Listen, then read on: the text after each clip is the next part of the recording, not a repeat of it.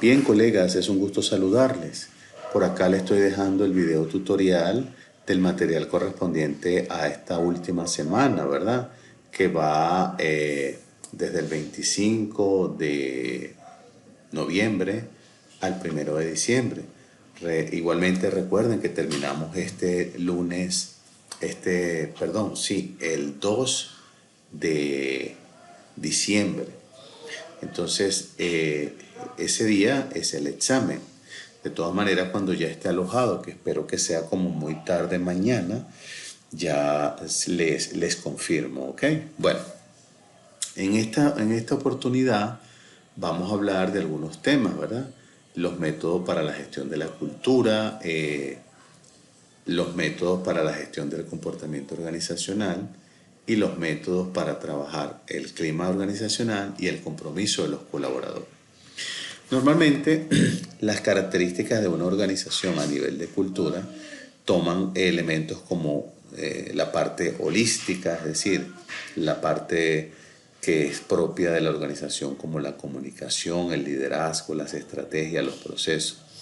Igualmente debe ser compartida a través de los valores.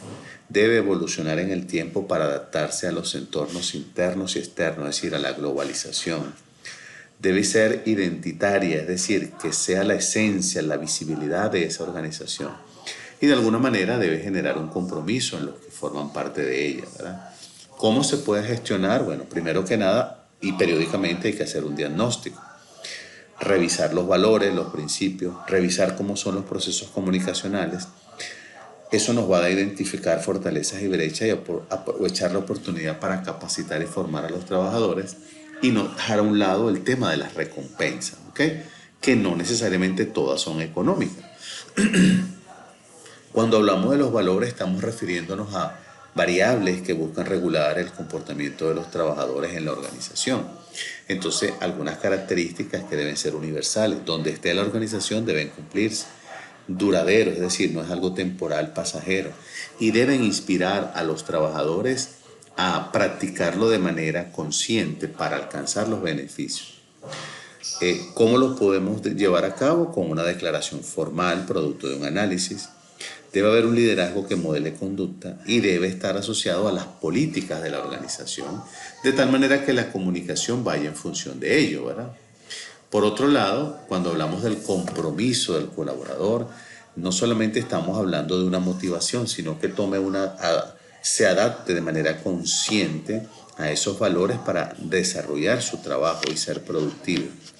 Deben alcanzar los elementos de la ética, ¿verdad? El respeto, la responsabilidad, la colaboración, etc. Y deben ser activos, no deben quedar solo en papel, ¿ok? Algunos principios organizacionales que nos van a ayudar en esto, entonces vamos a encontrar, ¿verdad? Las reglas en las que se fundamenta el diseño de los procesos, que nos permite a su vez tomar decisiones y hacer mucho más efectivas las relaciones interpersonales, internas o externas.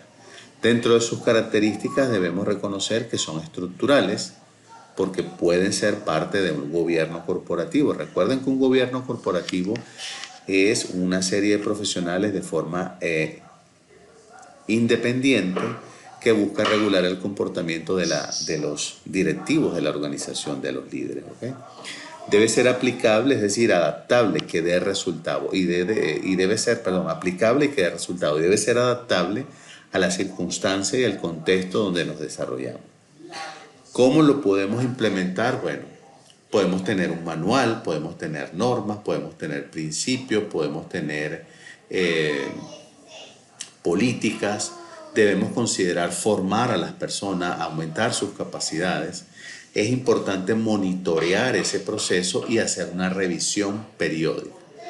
¿Cómo podemos lograr que el colaborador genere un compromiso? Involucrándolo, que conozca, que sea parte de, que lo que deseamos alcanzar sea práctico, es decir, que se pueda demostrar y que podamos darle una retroalimentación constante para mejorar a los trabajadores. Eso nos puede llevar a generar hábitos organizacionales y esos hábitos evidentemente deben tener características como por ejemplo la consistencia, o sea, que sean continuos, que estén orientados a los resultados, no a resultados parciales o esporádicos, sino resultados consistentes y que sean capaces los colaboradores de adaptar sus necesidades dependiendo de cada rol. ¿Ok? ¿Cómo lo podemos implementar? Bueno, tenemos algunos elementos, ¿verdad? Modelando conductas por parte de los líderes, generando comunicación asertiva para fortalecer el razonamiento positivo y dándole nuevas y mejores herramientas a través de la capacitación que al final va a generar competencias a los trabajadores. El compromiso debe ser una voluntad de cambio de cada uno. Debe ser persistente y deben recibir colaboración. Es decir, los líderes no pueden dejar solas a las personas, ¿ok? Y cuando hablamos de la gestión del cambio, entonces estamos hablando de un enfoque estructurado buscando alcanzar actualizaciones y renovaciones de forma específica que se orienten al logro de las metas y objetivos. Algunas de sus características: que sea proactiva, ¿verdad? Que sea predictiva o que sea previsiva, que genere involucramiento y colaboración entre las partes y que sea adaptable, es decir, que sea flexible, ¿verdad? ¿Cómo la podemos implementar? Bueno, hay que hacer un diagnóstico, que sería el análisis. Hay que documentar lo que se alcanzó en el diagnóstico, que sería la comunicación. De ahí van a aparecer hallazgos de elementos positivos y negativos. Debemos capacitar, orientar para las brechas. Y debemos tomar en cuenta que es normal que haya una resistencia al cambio en muchas personas involuntaria, pero identificar cuáles son las barreras que lo llevan a tener una resistencia y plantear soluciones efectivas, ¿okay? Para generar el compromiso del colaborador, demostrarle que hay una apertura al cambio, y esa apertura debe partir de los líderes hacia los colaboradores que generan resistencia. Debemos buscar la manera de involucrarlos, ¿verdad? Y retroalimentar constantemente su punto de vista para que sienta que tiene un líder o unos líderes que lo acompañen.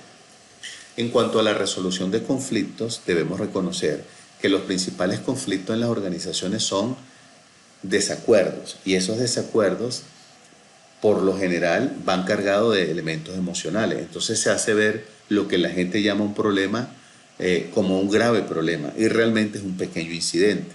Entonces nosotros debemos darle seguimiento, modelaje de conducta, comunicación, capacitación, para que podamos conocer algunos métodos de abordaje de conflicto, como es la resolución del conflicto, como es la mediación o como es el arbitraje, en donde le vamos a facilitar que esas diferencias se puedan encontrar en sana paz, con equilibrio emocional, siempre con criterios fundamentados, para lograr que se alcance un acuerdo, pero que ese acuerdo no esté relacionado con que aquel ganó o aquel perdió, yo gané, no, sino que eso lleve al colaborador a reconocer que hubo un acompañamiento para que entonces la escucha activa, la actitud conciliadora y la colaboración hacia lo que queremos cambiar, él lo vea como una oportunidad y se sintió parte del proceso.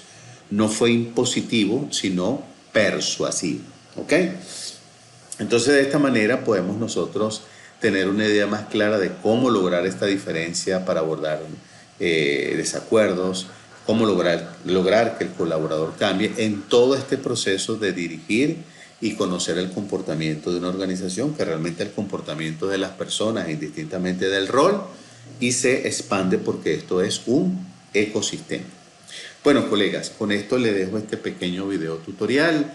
Ya lo saben, estoy a la orden. Cualquier pregunta, duda, pues sigamos adelante.